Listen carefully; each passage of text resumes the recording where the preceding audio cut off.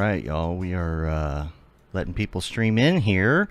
And in the meantime, we're going to watch a little video. So check this out, yo.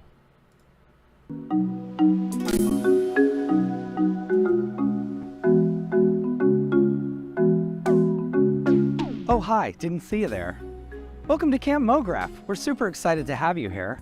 On this tour, we're going to show you around a typical Camp Mograph. This should give you the lay of the land of what you can expect at a Camp Mograph event. When you get to the airport, you're going to get picked up in one of these bad boys. I named her Bessie. They'll take you all the way to camp, but just make sure, very important, read your emails and sign up for your shuttle at least a couple weeks in advance. That way, we're not pulling our hair out the day before getting emails from you. You know who you are. There's a few things that you'll want to do as soon as you get to camp. Get yourself a name tag, get yourself a wristband so you let people know your level of comfort, and then you'll also sign in. How you doing there, buddy? I'm signing in. After you get signed in, you can drop your stuff off at your bunk. This is a Camp Mograph bunk. Let's take a look inside. So this is what you can expect from a typical Camp Mograph camp. It is a little rustic, and not all of them look like this. You'll always want to remember the important things when bunking in camp. You need a good sleeping bag, a pillow, and, as always, don't forget to bring a towel. No internet service? That's okay. That's why you come to Camp Mograph, to disconnect. But Matt, what do I do if I don't have my cell phone? If I've got no internet? What will I do? Camp offers a variety of things to do, one of which are hands-on workshops, where you'll get back to basics or even learn a new craft. So there's not just hands-on types of workshops that you can do, like art stuff. There's also stuff that'll help you in your everyday business life. Let's go check out some of those. In these workshops, you'll learn from industry professionals about how to level up your creative business skills. Hey, look, it's AJ House and Friends. Did you know Blender was free? It's good to keep in mind that when you're at camp, you're out in nature, so there may be a few bugs. Just like this beauty right here. Each night after dinner are our nightly fireside chats. We bring in industry professionals to sit down with all of our campers and talk about the industry as a whole. This might include topics such as discovering your passion or how to be a better artist. The fireside chat is an open forum style conversation that brings everyone together at camp. At Camp Mograph, there are no egos, just amazing conversations on a level playing field. From the daily hands-on workshops to the nightly fireside chats, our campers will leave camp recharged, refreshed, and inspired.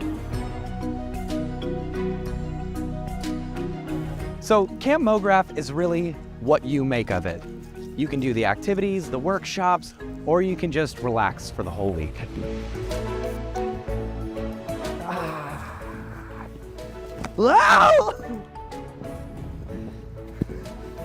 I meant to do that.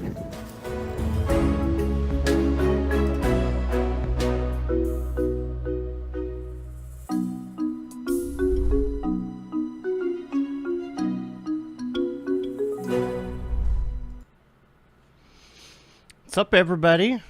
Hello. How's it going there? Big shout out to Jags for that video there. Looking real good. Gonna put that up on the website. Yeah.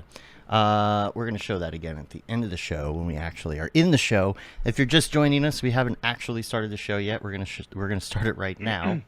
Yeah. And we'll play that again at the end, so y'all catch it again. We just thought it'd be fun to come on early and show y'all. And Did you send out the bat signal? I did send out the bat. Just wanted to make sure. I sure did. I've got my notes here. I think we are ready to do a shoe. Let's do it. And, really good shoe. Really good shoe. What's up, everybody? I'm looking at the chat room here. Cool. All right, let's start the show. Got a lot of things to talk about here. Is everybody feeling good? Everybody ready? I'm always feeling good. Jags, we got a voice on you, right? Yeah. I think so. Making sure you weren't muted. Trying to be respectful. Hey, you butt in anytime. Yeah. Okay. All right. Not butting in if it's from Jags. Oh, thank you. Oh, Thank you guys for showing the video. I am very grateful to It's a good video. yeah. It's great. Thanks You for made it great. Your doing the performance video. was awesome. Oh, whatever. Not that it's performance, I mean, it's actually you. But I was channeling my inner Ryan, what's his name? No, I thought you were doing Seth MacFarlane. Oh, didn't see you there. No, everyone says that. That's hilarious. I know. Morning, Andrew K. Not my brother. Is that your brother? I don't think so. All right. All right, let's do it. Ready? Yeah. What's up and welcome to another Mograph Mocast. I'm Dave. And I'm Matt. Joining us today is our good friend, the super talented, the unreal master himself, Mr. John Jags. eat your protein. Hi. And Mograph is a supplement to our site, mograph.com, which is a motion graphics tutorial site with tutorials, plugins, podcasts, and other Mograph stuff.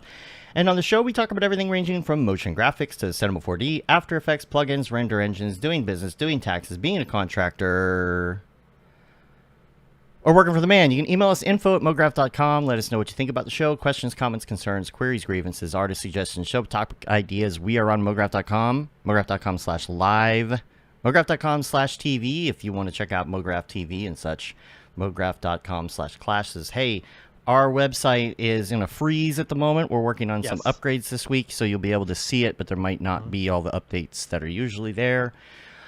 So stand by on that. That's a whole nother thing that we're working on. And in the meantime, let's show you all the other things we're working on. Number one, first of all, Jags is here. We're talking about Unreal today. Before we do that, though, we got to go over a lot of things. Yes. Number one, Camp Mograph. It's going to be a busy year. It's going to be a very busy year. Camp Mograph is first, and we showed a video before we went live. We're going to play it again at the end. So if you're an audio listener, you can hear it and such. And that kind of gives a quick lowdown on camp. It's just kind of a... It's for those who haven't been to camp before, to kind of give them the lay of the land of what a typical Camp Mograph event is like. Right. And it's not That's like... straight from my script. It's I not... was about to say. I've heard that way too many times. It's not weird or crazy or anything like the other videos that we're starting to put out. Which we're going to show as well. We have launched the website. Mark did a really great job putting that website together. It's great. You can go on there. You can see who we have so far on the lineup. We have not finished our complete lineup. So we have not yet. We wanted to get at least the people that we knew that were for sure involved up there. We're still working, I believe, on 1 to 2 more workshops. And I know for sure one more fireside chat, which we are talking to someone tomorrow, which will be exciting. Yes. So the website's up, so check it out. You can get the info at least on some of the stuff. And we also have a video. I don't know how really to describe this video, but we'll play it and you'll see what I mean. Here we go. Hey there, future space cadets! Are you ready to blast off into a universe of fun and learning at Camp Mograph? This year's theme is space, and we have an out-of-this-world lineup for you. Our new site is live and has information on all our training commanders, mission specialists, and away missions. Buckle up and prepare to launch, as tickets go on sale 4/20. Just go to campmograph.com for all the details. Hey, what was that?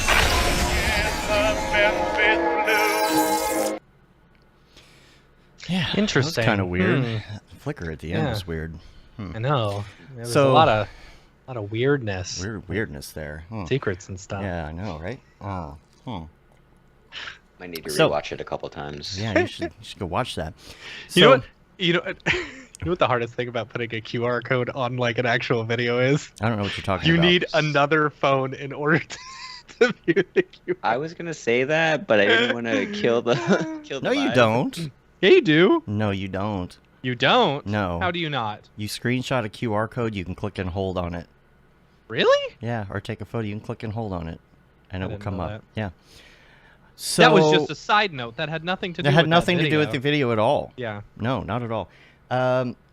So that was a fun video because AI very much drove that video. The backgrounds are all AI. The script was written by AI with some help from myself, with some guidance. The voice was actually me with AI. And so with an AI filter on it, right? Yeah. Yeah, we're having fun with that. I've been looking at learning how to train voice filters as well, so that's pretty fun. So camp-wise, the website is up. I think maybe it's time we start doing the old thanking the sponsors thing now.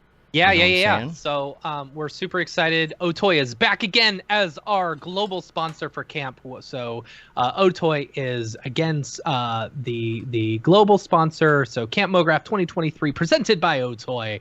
Super excited to have them on board. We love Otoy. Yeah. Jules and Company. And then our two village sponsors right now, we've got Maxon. So you're going to stay in either the Maxon Village or the Spilt Village. Super excited to have Spilt on board this year as a village sponsor. So make sure and check them out. And we've got our good friends over at Grayscale Gorilla. They, I believe, will be sponsoring the shuttle this year, which is another thing with the shuttle. The shuttle, we're actually doing things differently this year. You mean the shuttlecraft? Yeah, the shuttle, the spaceship that will take you to camp. To camp, right? Yeah. The thing with the shuttle, for those who are listening to the show and who are planning on getting tickets and stuff like that, the shuttle will be actually only picking up at 3 specific times because we have a shuttle service helping us out this year. We can't just be running shuttles all day, but we did get a big enough bus to where it's going to be able to handle, I think, 50 or 60 people all at once. It's a lot, which should be good. So it's going to be a lot more organized. If you end up getting a ticket, we'll probably do the camper portal again. Just make sure and sign up for your times and stuff like that. So I think it's going to be, right now, tentatively, it's 11, 2, and 5.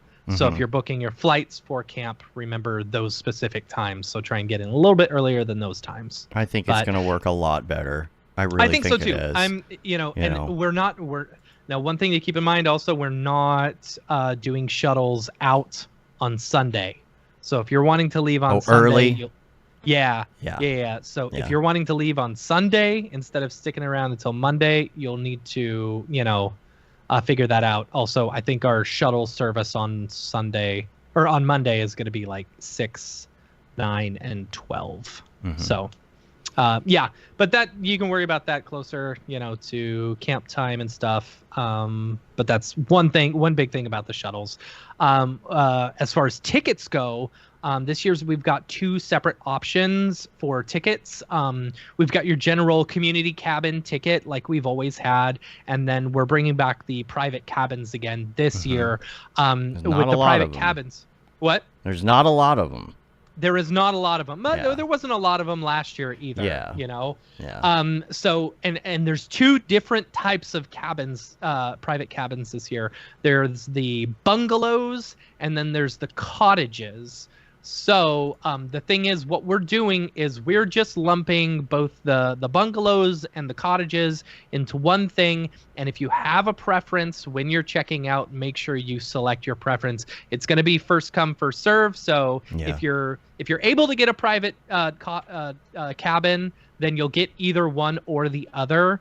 But we can't guarantee you're going to get one or the other. We just figured this was the easiest way to do it. And there's ups and downs to both. There are. Yeah. And they all have the private cabins. They have their own bathrooms and their own showers and stuff like that. And so it's going to be great. It's going to be great. The reason we did it that way is so that people wouldn't be jumping around. It's like, oh no, I didn't get a private, or I didn't get a cottage, I want to get a bungalow, or vice versa. There's just one. You state which one you want, and then we'll just go in order from whatever you would like. And if you don't specifically ask, then we'll just place you in one, and it doesn't matter. So, yeah. Super excited about camp. Check it out, www.campmograph.com. Yeah. And click on the logo. You didn't hear that. Click on the logo. Yeah, click on the logo. Oh, but you don't have to do that. I didn't know about this. Well, that's enough about DAT. Yeah. So let's talk about DAT. So now let's talk about DAT. We need to talk about DAT because, especially if you're in Dallas, you need to know this information. Yes. We are a little bit behind on things, but this is happening. Yeah. What is April 28th? It's a Friday after NAB. Next month. Yeah, it's a month away. Is the very first stop on the Design and Animation Tour, brought to you by Maxon and Mograph.com. That's right.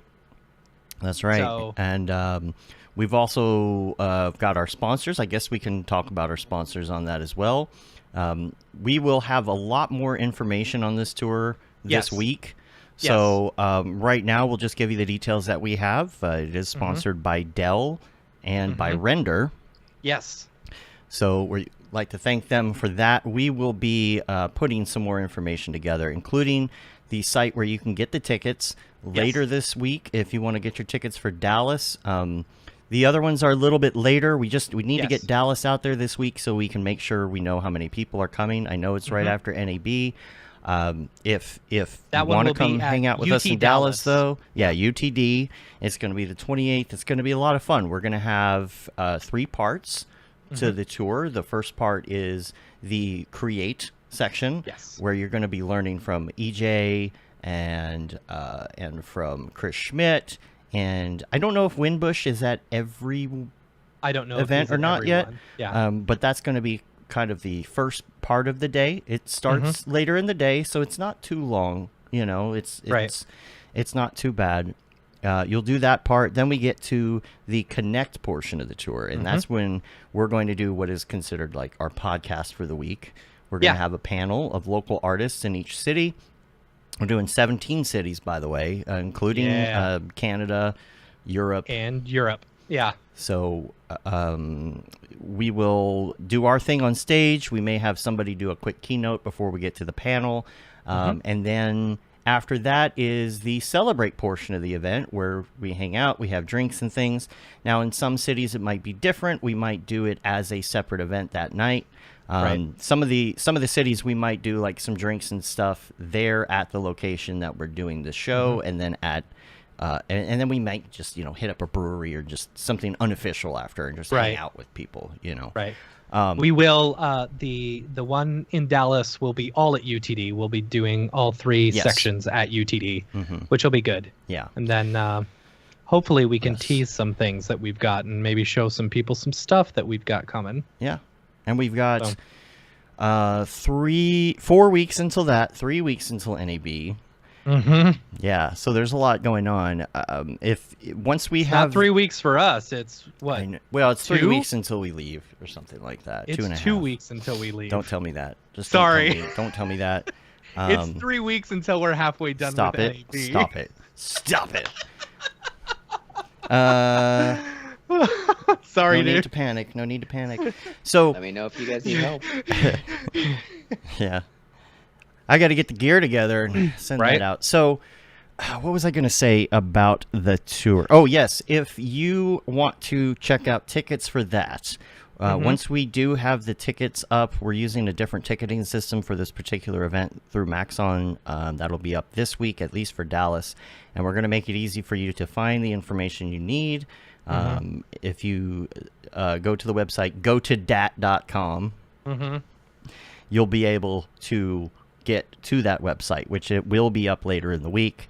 So gotodat.com, you can get your tickets. Right now it's just a it's just I'm just waiting for it to be live and I'll forward it. Right. So besides that, we need to talk about NAB a little bit. Don't forget that the Mograph meetup that School of Motion is doing, sponsored by many, many, many people, including ourselves. You can go to mographmeetup.com to make sure you secure your ticket for that. We will probably be putting some of that on social as well this week, so you can click the link. It's a free ticket, there. And it's a free ticket. Everyone's there. Everyone who's anybody's going to be there. Everybody's doing it. And also, we will have again, sometime this week, the tickets for the karaoke event. We will be doing tickets just to make sure that we have an accurate head count. It's like not... We have already now with that, space will be limited.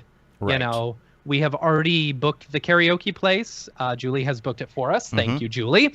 And so we have it. The whole place. The whole place, yeah. From 9 to 12. From 9 to 12, From 9 right. to 12. And if I understand correctly, I think there is also a bar there.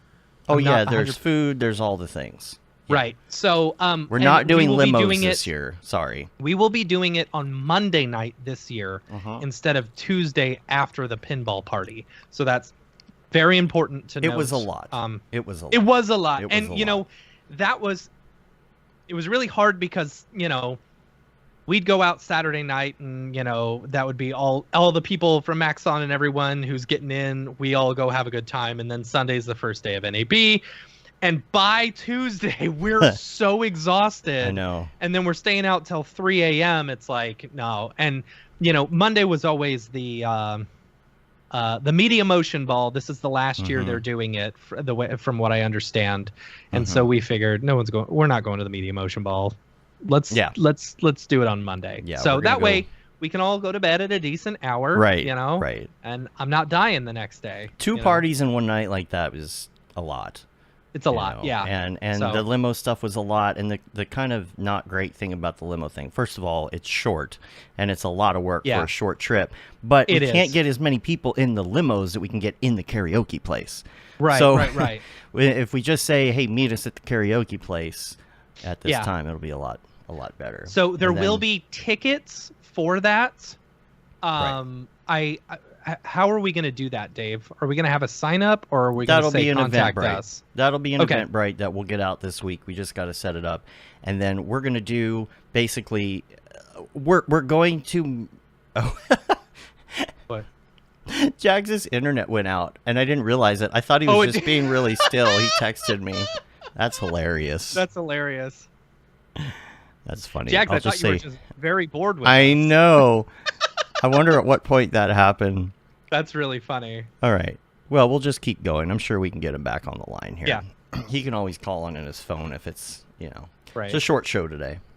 Yeah. I've got a personal note. My dad is in the hospital. He had open heart surgery. He had a quadruple bypass, and he was not waking up after the surgery because they couldn't take him out of sedation. So he has just woken up in the last day or so, and I am heading out there in a couple hours, an hour.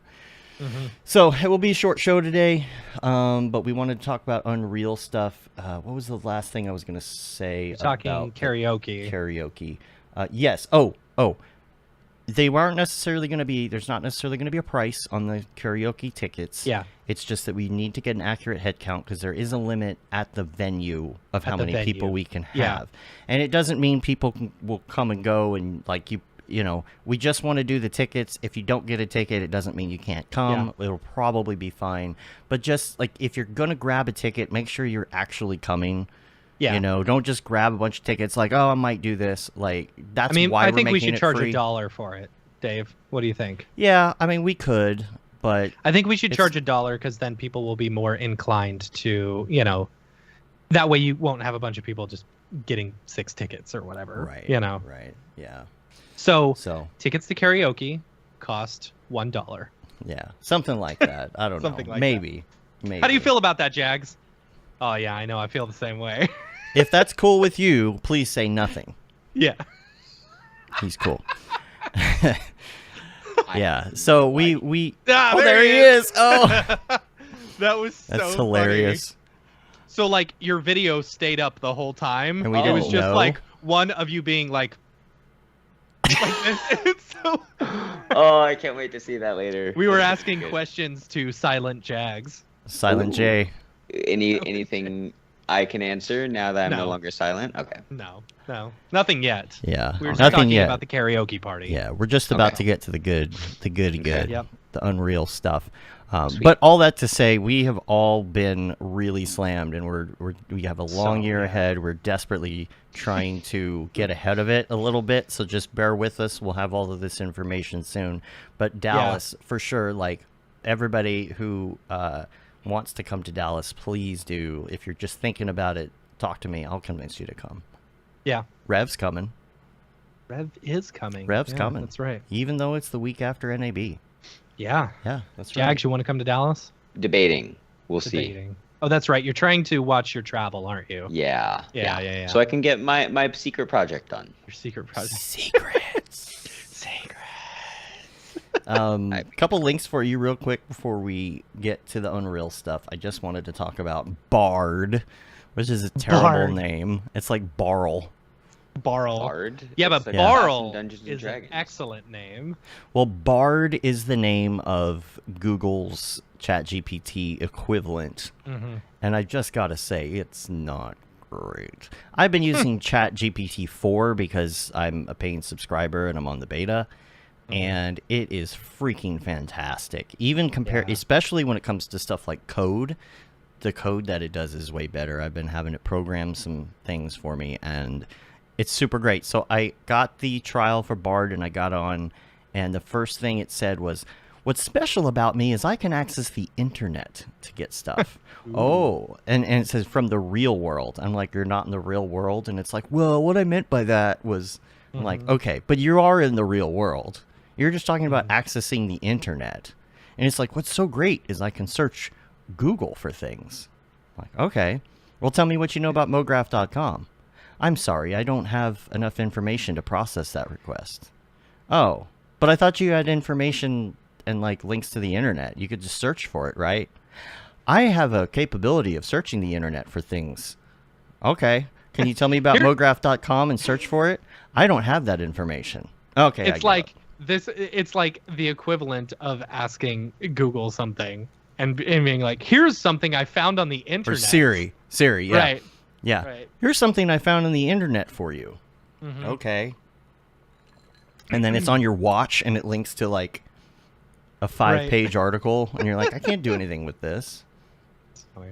So there's that. So if you're interested in Bard, it's a flop for me anyway.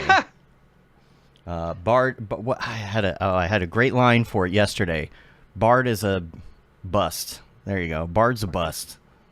What a great line, Dave. Everything's got to be a line, right? Bard's a bust. No, it's funny. Yeah. I have a great phrase for when we're on the tour. Oh yeah. Yeah. What is it? If you would have used render, you'd be done by now. That's good. Yeah. I like that. Yeah, I'm gonna get that going. Mellow Mograph said I broke Bard. I think I did. I think I broke all of this Chat GPT stuff, man. It's coming so fast. And especially with Midjourney 5 that just came out, like it's ridiculous. I saw someone on LinkedIn who would post like the succession of Midjourney version 1 all the way to Midjourney version 5 on the same like prompt or same picture or whatever. It's insane how just like accurate it has gotten. And I don't, for the first time, I don't know where this is going. You know, I don't know what the future holds because there are so many possibilities, you know, and it's like I 100% see this as like, this needs to be the new search, you know, Google and like Bing and stuff like that have had their time, right? As far as like giving you search results, but for specific results, like this is it. And that's why Microsoft invested in them, right? Yeah. I mean, it's pretty incredible the stuff that they can do, and I for one welcome our AI overlords. Yeah. Also, Firefly beta. If you are wanting to try that out, you need to apply for it. It's Adobe's AI but generator. Not Adobe Illustrator. Not Adobe AI. Adobe AI. It's not Adobe AI. It's Adobe's AI. Maybe they need to change their extension to like ILL or something. I feel like that's going to be a problem moving forward. But Firefly looks cool. I mean, I haven't been able to play with it yet. I'm not on the thing yet. I did try to join the beta. So did I. Yeah, but, I think Winbush is on it, I believe, and I think he actually posted something. So, interesting thing, I'm not sure if any of y'all use Canva or not. Amy, my wife, is a big supporter of Canva because she's a teacher. She gets like an educational license for free, which is awesome. But Canva just came out with some very similar tools, just like Photoshop stuff. They showed off a thing where they had like a bald individual, a person with, that was bald, and you mask over the baldness and say, give them white hair, and then the AI builds it and stuff like that. You do that in real life? Yeah, right. They put that. I mean, it really doesn't matter. Pretty soon we'll all be avatars looking at each other through AI glasses, anyway. I don't AR think so. glasses. I honestly think the world is going to destroy itself before we can get to that point. That's pretty soon, though. That is pretty soon. Oh, yeah, man. Dude, have you seen the rumblings about Apple's VR goggles and stuff like that? What about it? Just that, you're gonna have to have an external battery hooked up to it, and it's gonna go down your and it's not gonna launch with any games or anything like that. And it I don't know. Really? I've heard. Seems like it would use all the games from your. From what they already have. Your Oculus Rift? No, but it's not built on your AR games that they've been developing. I don't know. Oh. I think it's, and supposedly the price point on it is $3,000. I'll probably still buy it. Why would you do that? It's the Apple one, man. It's the Apple one. We'll see. We'll see. I'll have to see what it is. Blown away by it. Blown away in order to spend $3,000 on a VR headset. Could be good. I would have to put it on and be like, I am gonna live in this thing. Right. Has to be comfortable to do that.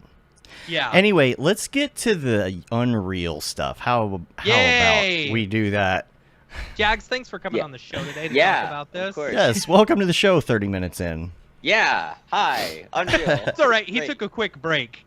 Yeah, it worked for the better anyway, right? Right. We just had AI Jags on at the beginning. And, that was MetaHuman Uncanny Jags. I upgraded my scan and brought it into Mesh to MetaHuman. So good.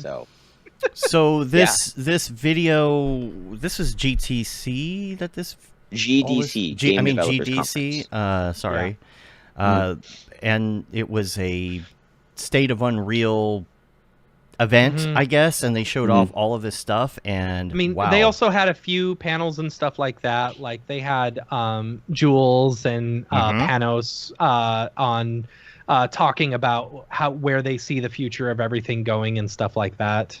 Which is cool. Let's just go in order of Jags, what you were most impressed by. We'll start there. Like, what is the number one thing that you saw that you liked? That's a good question, because the biggest thing that everyone is hyped about is UEFN, which is the Unreal editor for Fortnite. And I have had the opportunity to play with it over the weekend. I dropped 2 tutorials on getting started for basics for an intro. But some of the things I'm most honestly, the one thing is Fab, the unified 3D marketplace that Unreal is using. They're basically getting rid of. I think on the panel they said they're getting rid of Sketchfab, because Epic Games owns Sketchfab, and turning it into Fab. Right now it's still in the alpha, but it's an ecosystem in which artists can get assets that are ready for Unreal directly in Unreal 5. They were also bringing in, did you see some of the marketplace from ArtStation as well? Yes. So you got Sketchfab, you've got ArtStation, you've got, the regular library. Also, who is it? The Kitbash 3D. They are going to be adding all of their assets in for the Fortnite, Unreal for Fortnite. Pretty cool. Yeah, there's so many assets that are going to be within a couple clicks in the engine that I'm super excited about, because my biggest gripe with working with CCO textures or just something online is I have to go to the internet, I have to type something, bring it into Cinema 4D, connect all the nodes. It's just like, you just broke my flow of, you threw off my groove, man. Right. I'm sorry. You've thrown off the Emperor's groove. Sorry. So Fab, I look at it as a really good opportunity for artists of all different types to help each other make immersive experiences, because I am someone who cannot model at all, or I try to. I my topology, bad, real bad, but I can model. And for games, you need to have really optimized geometry so that you can work with it. Granted, with Unreal and Nanite and Lumen. No N-gons. Yeah. 0 N-gons. I have learned that the hard way. Yeah, but with Unreal 5, you can have really dense geometry and not really worry about it as much. But I think there are benefits to having a very optimized mesh for animating, deforming, etc. So Fab is what I'm excited about, because if I'm trying to make a game and I need a picture frame that I can swap out this image to create an environment. Like if you've seen or if you've played the game The Last of Us, you walk in a house, there's picture frames, there's like books and stuff, and just being able to go to Fab and pick up whatever you need and drop it into Unreal. And ideally, the way the artist would build it is with instances and good procedural material options, so then you can swap it out with whatever you need. And I think my favorite part about Fab is that it will, don't quote me on this, but I understand they have some way of compensating the artists who contribute. And I believe I would hope so. I think it's like 88% goes to the artist and 12% goes to Epic for Fab, not for UEFN. Check the State of Unreal live stream for that. But it's turning into an ecosystem where artists can make money and help make games, which is what I'm excited for. I am not a Fortnite player. I have played it a few times over the past few weeks because my child is so into Fortnite. He spends about 60 hours a week on Fortnite. That is no joke. He did that during spring break. Yes, I'm a bad parent. But I've been trying to get him into Cinema 4D, and get him to learn 3D. And with this is so exciting because he will be able to create his own levels so easily. And just this is, to me, this is a gateway drug into 3D animation and stuff, because what I love about it is, sure, you can make your own games, you can make your own levels and stuff like that. You could make your own Halo in Fortnite, or I saw someone who made their own Mario Kart in Fortnite, which was pretty cool. There you go. Yeah. Clutch. Mario Kart. Clutch. Right.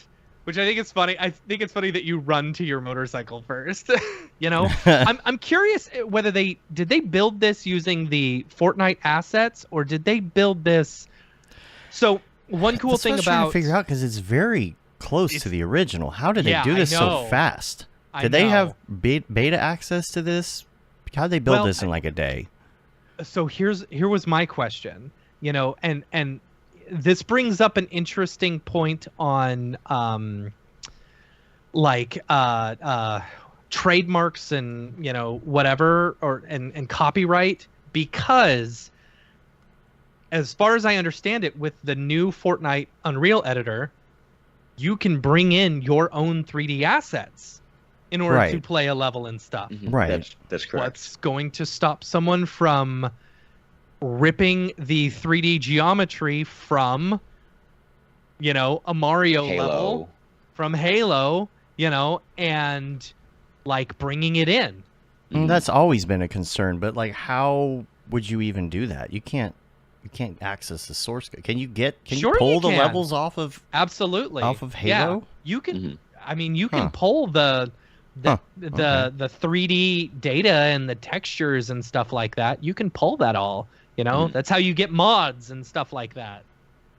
Oh, interesting. Yeah, there are people, while I've not dived into it, there are people who went into Halo Infinite and just ripped all the models, and now people use them for making art. And I will call out and shout out to Corridor Crew. They made a Halo trailer a couple months ago with one of the artists, their nuke artist, and he did something that looked amazing, like something that you would see from the show, using assets from the game. And so now it just very much does beg the question: could someone just remake Halo and make Halo Infinite 3.0? Halo Infinite for Fortnite. Yeah, one that works well. One that won't crash every single time I start a new big party or whatever. Mello says this is an imported model from MK8. Oh, well, there you go. Yeah. Yep. And so, if he said it, it's true. The question is, like, how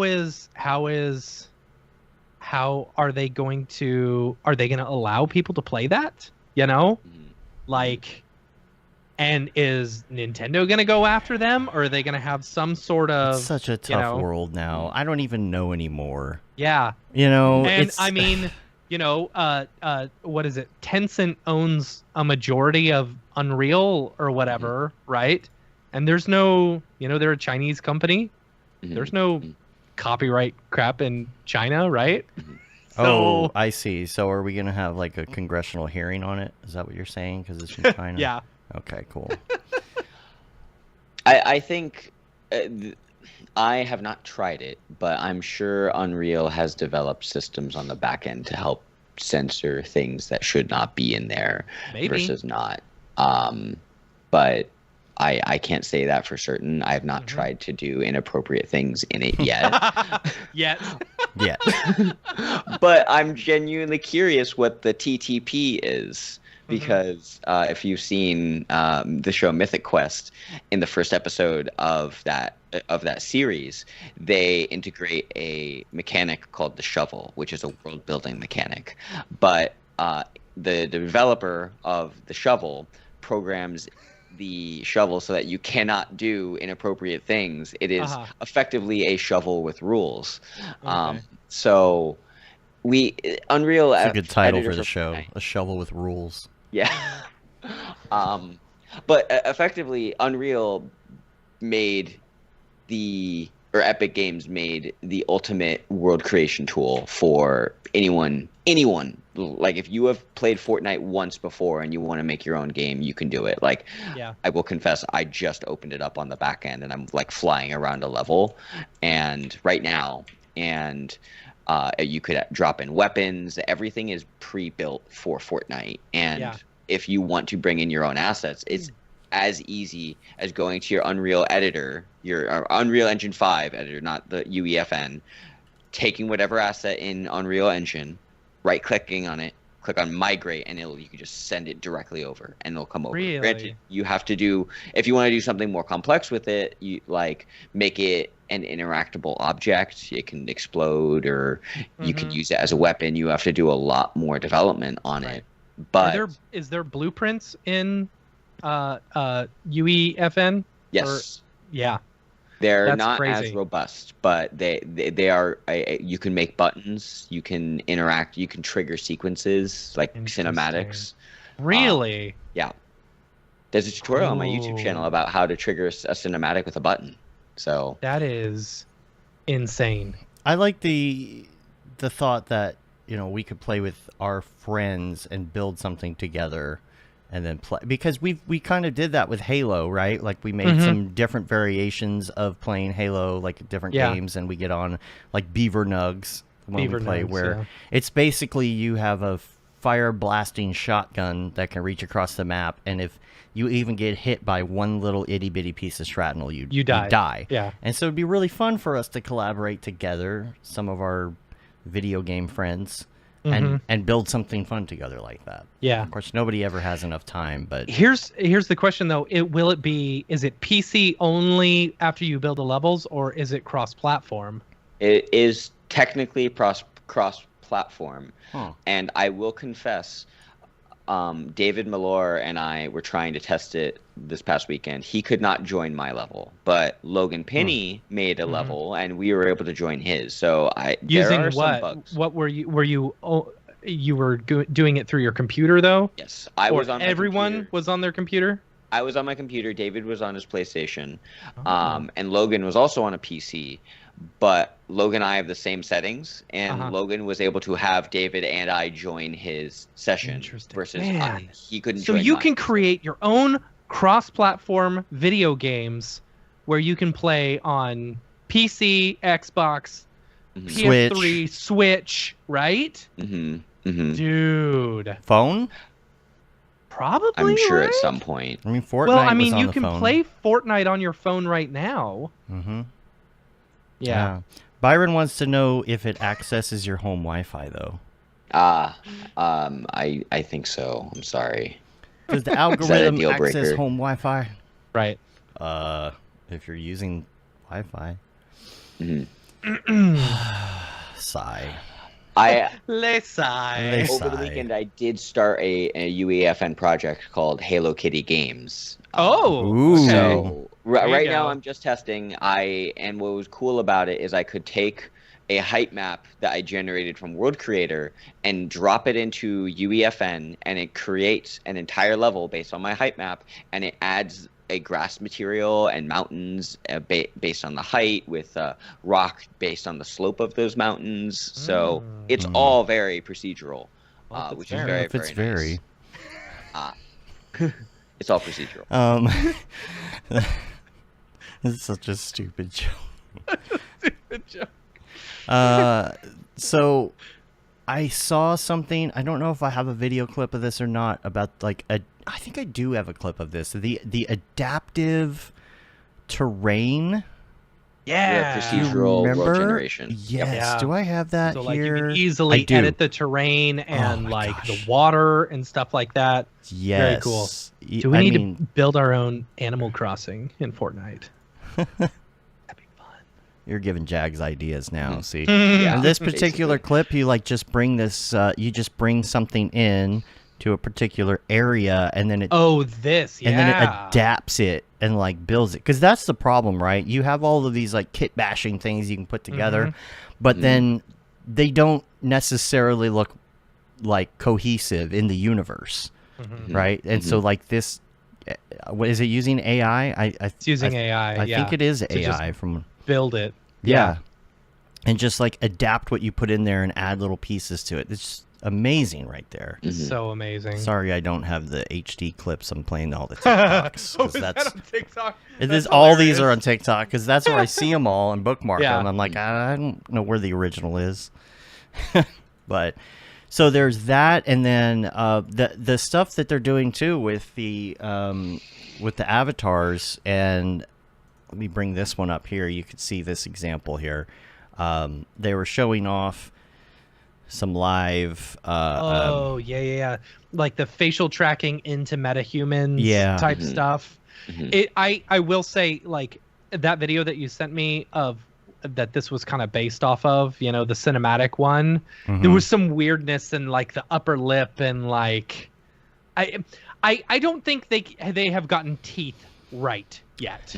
You know, yeah, I teeth agree. and gums, I do not think, because it is weird to me when like you've got like a creature or something like that and they've got perfectly white teeth. You know? Yeah. It's like, Yeah. come on, they're a creature, give them gross teeth, you know?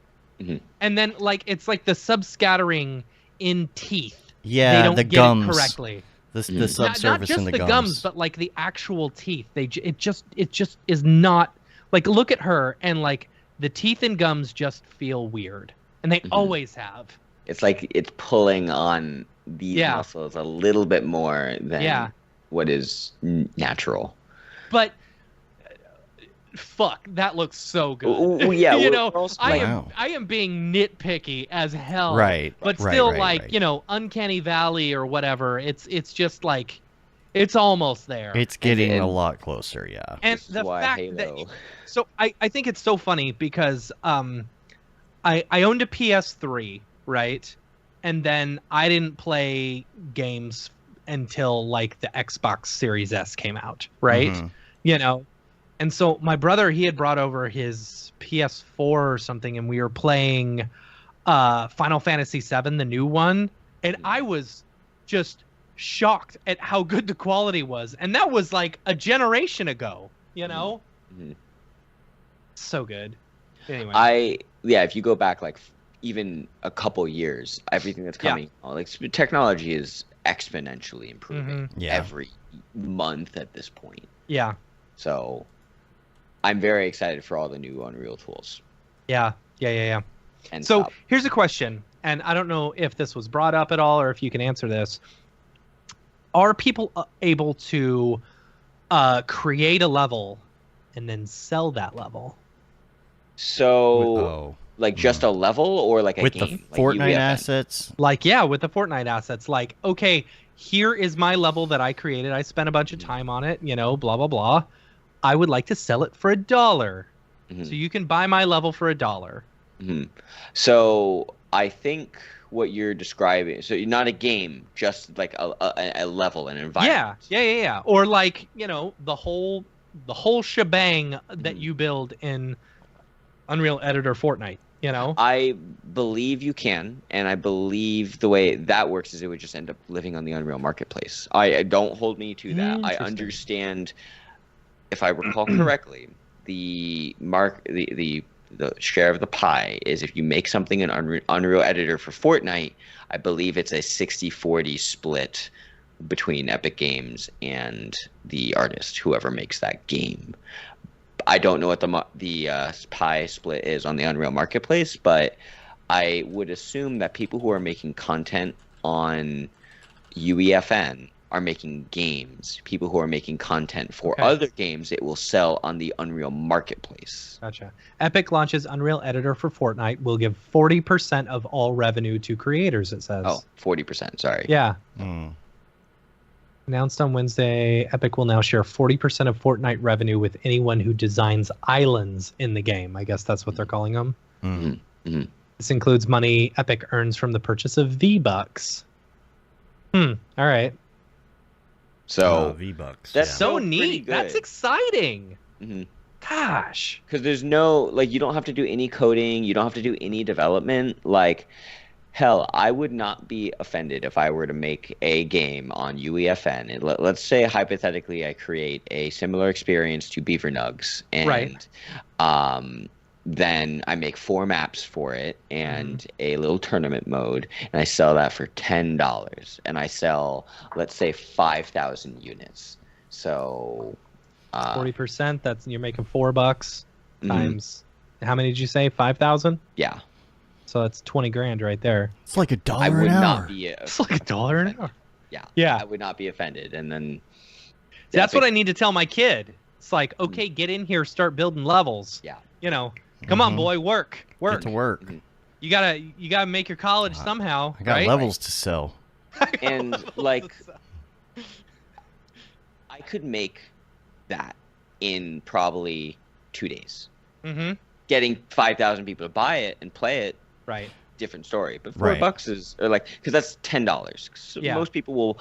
You could probably Fortnite players won't pay $10. Yeah, exactly. Unless it's a skin. Can you do skins as well? No, I do not think so. Dude, that's the next thing. Yeah, they got to be able to build your own custom skins and stuff like that. Once you can do that, that would be a challenge because then I would bet you that the artist who makes the super bougie skins for Epic Games, there's now incentive for them to go make a second version of that and make their own and then sell that and get a larger profit share than their salary. So I don't know if they would ever actually get that.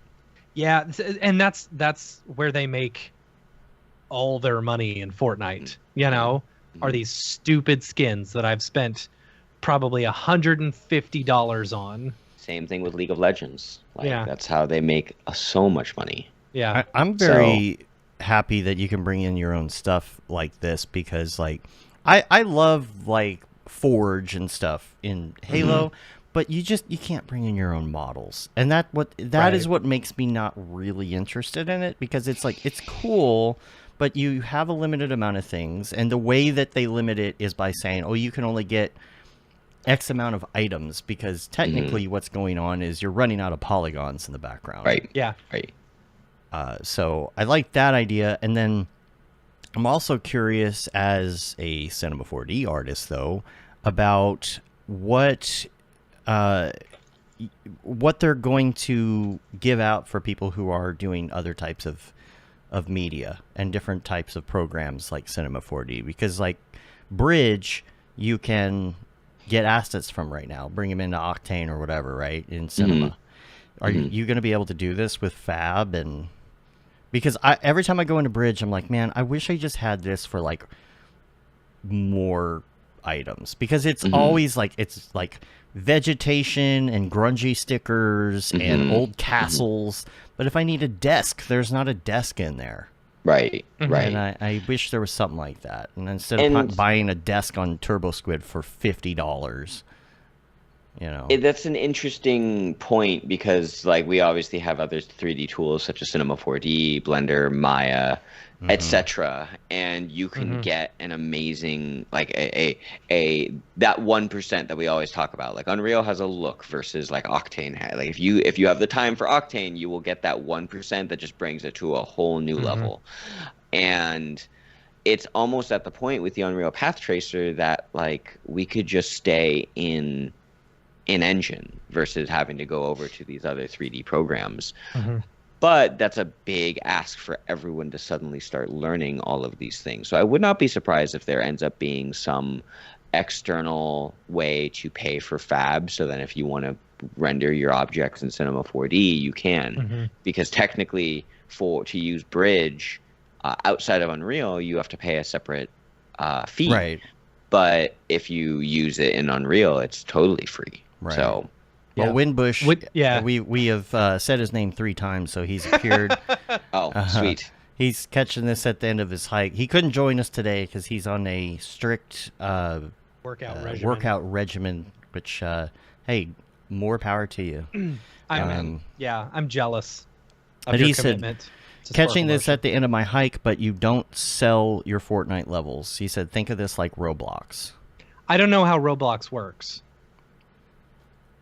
I don't know either. Roblox, you make games and you know, or so-called games, and you sell them. He said it's the Fortnite version of Roblox. I'll take it. So, and also he said that Fab will eventually work across all game engines and DCCs. So that's pretty cool. I wonder if Turbo Squid's getting a little antsy. The thing is, if Turbo Squid offered a monthly service, I would pay it. Yep. Even if it was $100 a month. That's what I was gonna say. $100 a month. I that would be freaking phenomenal. And maybe you have to opt in as somebody who creates the models. Yeah, but then you create all this. You know, it's like, oh, I want that one, but it's like, no. Honestly, like what they should do is just. They need to.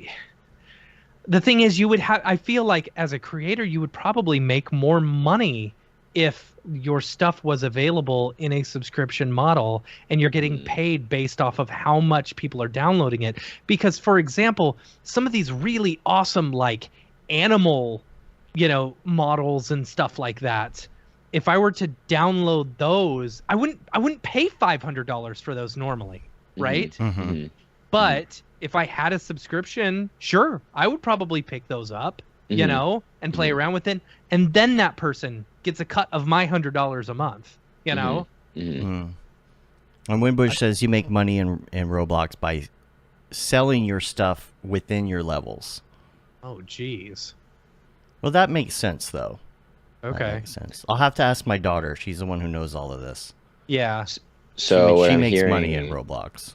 We need to go make Halo 3 and Halo 2 and Halo 1 multiplayer levels in Unreal, and then make our own version of a first-person shooter. Yep. What could go wrong? Yeah. What could go wrong?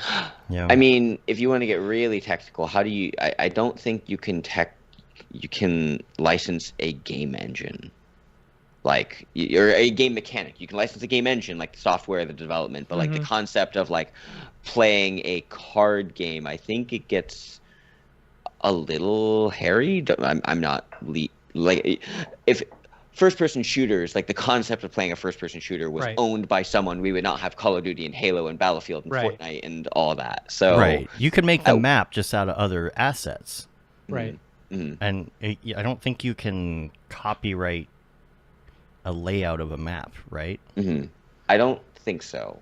Granted, I'm not a lawyer. Please do not take what I say as Winbush. Yes, jump in. Oh, that's funny. Oh, is he gonna jump in? That's funny. Yeah, okay. just call us, Skype us on your phone. Or whatever. I'll add him into the thing so he knows how to join, if that's possible. Let's see. Get participants. Add.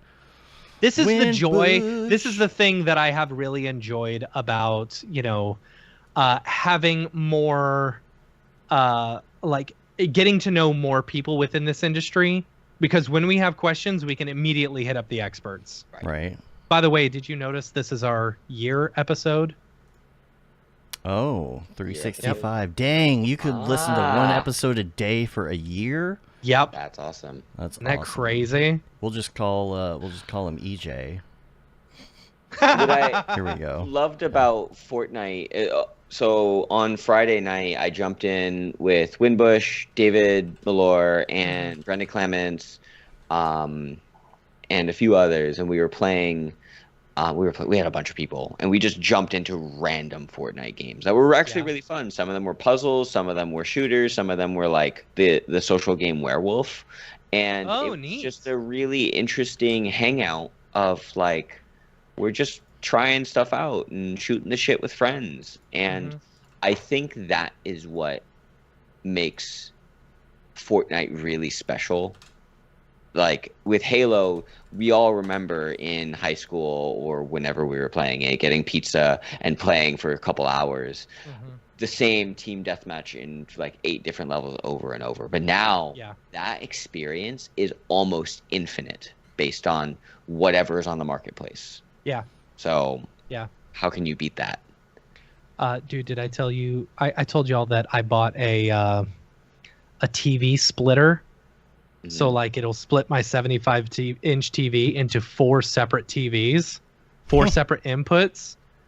So if y'all come to town, Jags, if you come to town, we need to have everyone over to my place so that we can all play Halo together on the same TV. If I do, dibs on your guest room. All right. Mellow Mograph says, so Roblox is like a demo room in IKEA? I guess you could say that. Yeah. Except actually, you can't jump on the boxes and swing your pickaxe at things. Well, see, so my daughter plays a game in Roblox that it's an endless IKEA. So it's like it's kind of one of those creepy games like Five Nights at Freddy's. And it's like you have to spend the night in an endless IKEA. Okay. And then you have to like build forts and stuff out of supplies and gather supplies and then hide. Well, how detailed can you get with this? I feel like a boomer right now asking this question. With Roblox? Even with Roblox or with Fortnite, like how much can you change the general way things work and stuff? Because the way I understand it with Fortnite, it's like you shoot someone, you go find stuff, you drink potion, you build a fort, whatever. Are there ways where it's like, okay, let's do a capture the flag level? Because that's not it based in, standard Fortnite or whatever. Does that make sense, what I'm asking? Yeah, how easy is it to modify the game type and game mechanic? Yeah. So I will confess, most of my use of Unreal has been for making commercials, film, like visual art content, or like advertising content for clients, not actually developing game mechanics. But what was really cool about a tutorial I made over the weekend is I have never made a button or a blueprint before at all. And within an hour of just fumbling around of like, okay, I have a button in my scene and I have a cinematic in my scene. How do I connect them together? If once you have a foundation of the UI of Unreal, there are plenty of drop-down menus that like, oh, wait, if I hit this and then, it already populates this button. So I could go to my cinematic and I can, in my cinematic device in the Unreal Fortnite editor, and there's a drop-down menu that says, do you want to access a button? This button. Yes, I do want to access it. And then I could very easily trigger a sequence by just hitting a button, and it was all intuitive. Granted, I've been using Unreal for like 3 years now, doing commercials, so it that came naturally to me. But someone who's just starting out, I bet they could spend a day and understand how to use a button and make a game. Right. Hi, Winbush.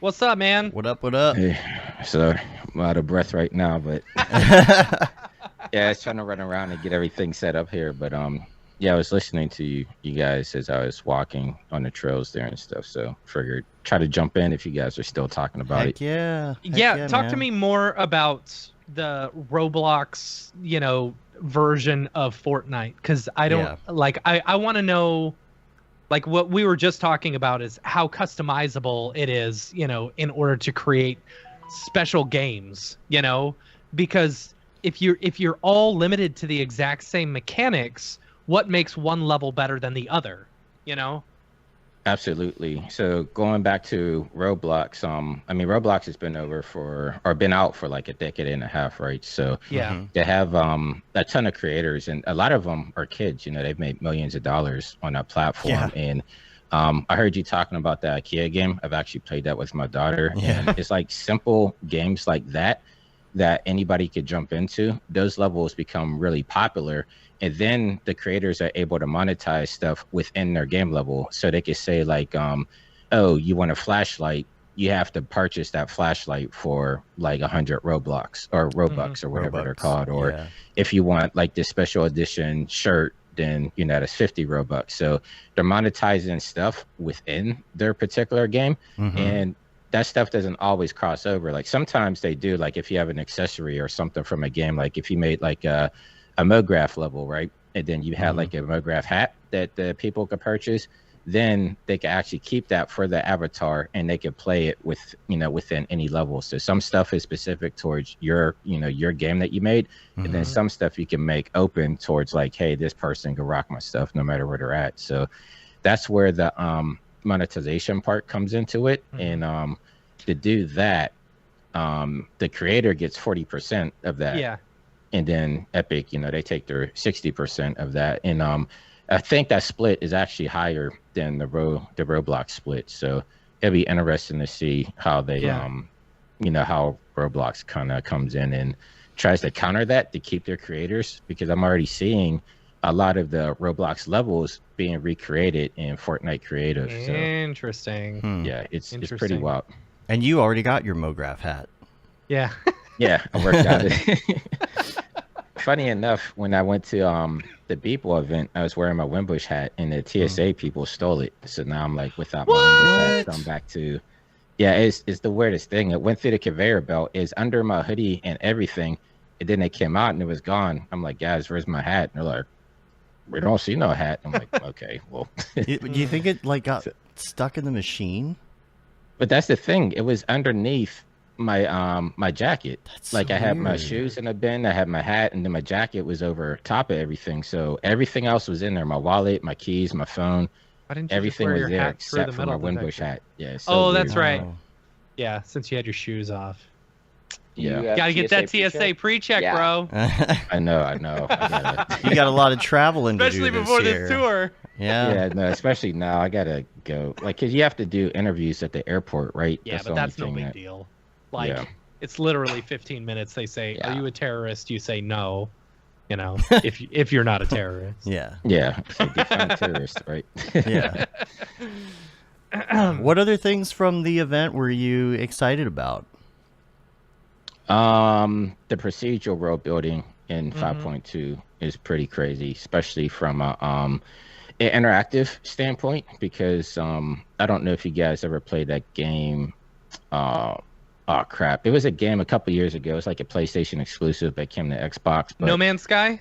No Man's Sky, exactly. Yeah. So what they were trying to do there with their procedurally generated worlds, they kind of got, but not really. But like now with these tools, like it's actually possible to, have like procedurally generated worlds. No matter, like, every game you play could be different. So think about like Halo. If they, like, I heard Halo's moving over to Unreal Engine 5. So think about if they could set it up so that the matches or the the maps are changing out maybe like every 10 rounds or something like that to just kind of freshen it up. So stuff like that is going to be like a random seed. Exactly. Gosh, yeah. That would be crazy. That would be crazy. The aesthetic. You get a new map every single time you play. Yeah. You know, that'd be awesome. That'd be well, so it's like cool. because if you have like a forest scene, like like your forest assets will be there, but maybe they're just placed slightly different places or whatever to kind of change. Right. out. Yeah. It's like the difference between what the mall or some of the levels that we've played on Halo 5 are just basically reskinned versions of some of the same levels, you know? Right. Yeah. They just look slightly different. But imagine they had the algorithm set up, right? And you could just do a random seed. And if you really like a level, you could say, type in 33415 as your random seed and check this map out. Right. I feel like somebody's doing something like that already. I feel like I've seen that somewhere before. Yeah. I mean, that's kind of what Minecraft does. That's kind of what Minecraft does. You know, you've got specific, like there's a certain amount of, you know, seed ones, and it's like, okay, if you type in a specific one, it'll give you that seed. Yeah. Yeah. Interesting. So it's pretty cool. Anything? Yeah, Have you played with the metahuman stuff, or? I've never been too big on metahumans, to be honest. Like, you there's guys only are one familiar with, Winbush. We don't need it's true. I mean, you guys are familiar with like Revolution, right? Like Character Creator and iClone and stuff. I think so. Yeah. Like I prefer that because I found that workflow is a lot easier. Like iClone, their animation tools are great. Like you could literally fix like any mocap or anything that you need in there, and then you can easily just drag and drop that FBX into anything, you know, Maya, Cinema 4D, Unreal, Unity, and it just works. As for metahumans, it was always a little bit more of the setup to try to get stuff working, and it wasn't as plug and play as I was used to with the Revolution stuff. So like I tried it when it was in alpha and it was cool, but it was one of those things where like you have to build off the base as well, right? Like I could tell a metahuman project from a mile away at this point. Like it has a very particular look to it because not a lot of people really customize it. I don't know if it's the teeth or the eyes or what, but like even there was just like a Snoop Dogg music video that was released maybe a couple months ago, and as soon as I saw it, I'm like, they built this entire thing with metahumans. Like, you could just tell right off the bat. Like, so no matter how much people try to customize it, it's like you could always tell for some reason. So the pores on the skin for me. Yeah. Yeah. I mean, it's getting better. Yes, not POOR. When I look at the metahuman stuff and all these new control rig features, I look at it as Unreal is trying to make sure people don't have to leave engine to edit it, because I was watching another tutorial and they're like, here's how to edit metahumans in Maya and bring the control rig over into Maya. And I'm like, that's a lot of steps. And here's how to make things hard on yourself. Yeah. And the result that the artist got was great, but it was all right, now he's also been doing work on like Pixar and DreamWorks and stuff, and he has a course for his workflow in Maya, and it's just like, but what if I don't want to leave Unreal? So interesting. Or some other things. Any other things you saw in particular? Did they release a new version? What was it, 5.2 or something? Yeah, it's 5.2. 5.2 is in preview right now. So the way Epic usually works is they'll drop preview. They'll drop 2 versions of preview usually, because preview 1, you know, it's out towards the masses. Everybody reports their bugs and everything. And then they try to fix that for preview 2, which usually takes a week or 2. Same thing, you know, they'll try to fix stuff and then try to address the bugs, and then usually the final version will come out maybe a few weeks after that. So interesting. Okay. Yeah. So we got about a month or so left before the official version of 5.2. Yeah, I would say probably around NAB they might drop 5.2 if they stick to their schedule. Like sometimes 2 weeks, Dave. 2 weeks. Oh, it's NAB 2 weeks. Okay, maybe after NAB. That's when we go. Oh jeez. Oh jeez. Yeah. Oh jeez. Jeez. Updates in Lumen are really good. Like I prefer like Lumen in ray tracing over the path tracing stuff. Like the path tracer also had an update, which is really good. Like I don't know if it's open knowledge, but the path tracing team is actually some people from the original on-road team, and so that's been the team that's been working on the current updates for path tracer. So there's been a lot of strides in there as well. But is ray tracing still a thing in 5? It is because you still have ray tracing shadows, you know, Okay. and you can bounce in between. Like for lighting, most people use lumen, but you still have the options to use ray tracing lighting as well, and you can mix and match with the different light setups and everything there too. So is it as simple as like just changing stuff from like you do with static or movable or whatever? Yeah. You just basically select whether you want it to be ray traced or lumen. Yeah, like if you're on your rad. light and That's you rad. usually if you go to your search bar and you just type in ray tracing, you'll see an option there. It will say like enable or use the project settings or whatever. Neat. And that's I mean it's literally just a click. Which how's the quality on each? You know, like the problem that I've run into with a couple of projects that I've worked on using ray tracing is I can't seem to get enough bounces and still keep a good 60 FPS, you know? Right. Like versus like is lumen, how is it different or better or, you know, an improvement on? Are you saying the ray tracing or the path tracer? The ray tracing. So there's a trick inside the movie render queue. If you go to your setting, there's like a, you know, when you're inside of your thing and you're picking, like if you want to do like a JPEG sequence or PAG sequence, there's actually a setting in there. I think it's called gaming settings. And game overrides. Or game overrides. So if you put that into your movie render queue, there will be an attribute. This is movie quality, or is it no cinematic quality? You make sure that's checked on, and you should get a better result out of your renders there. Well, say I'm not rendering it, I'm playing it in game. Oh, then you need to check out Brandon's course because he has a lot of tips on that. All right, I'll do that. Yeah, actually, Brandon, I talked to Brandon a lot. He's probably the king when it comes to like really technical and getting down to the nitty gritty with that stuff. That's the thing with Unreal that I've noticed. It's like there's a lot of settings, that can tweak or improve your break. Yeah. You know, here's the one thing I will say. So I'm not working in 5 right now. This project that I'm working on is 4.27 or whatever the last 4 version was. And Unreal has been extremely stable for me. I had one crash the other day and I was like surprised by it because that was the first time it had ever crashed on me, you know? Right. I don't know. I will say Unreal 4 was very stable. Like switching over to 5, there were a lot of speed bumps I ran into when I went from like doing the first board game projects in Unreal 4. It was so clean, like no crashes, and I jumped over to 5, and it was like things were just all over the place. Honestly, the thing that I encountered the most crashes with was dealing with reflections. Like either lumen reflections or ray trace reflections, and like trying to get the right number of bounces so that it looked half decent, because I'm dealing with like dice and glossy materials and things. So I think I feel that Unreal 5 has fixed the stability, and now it's at the place where 4 was a long time ago.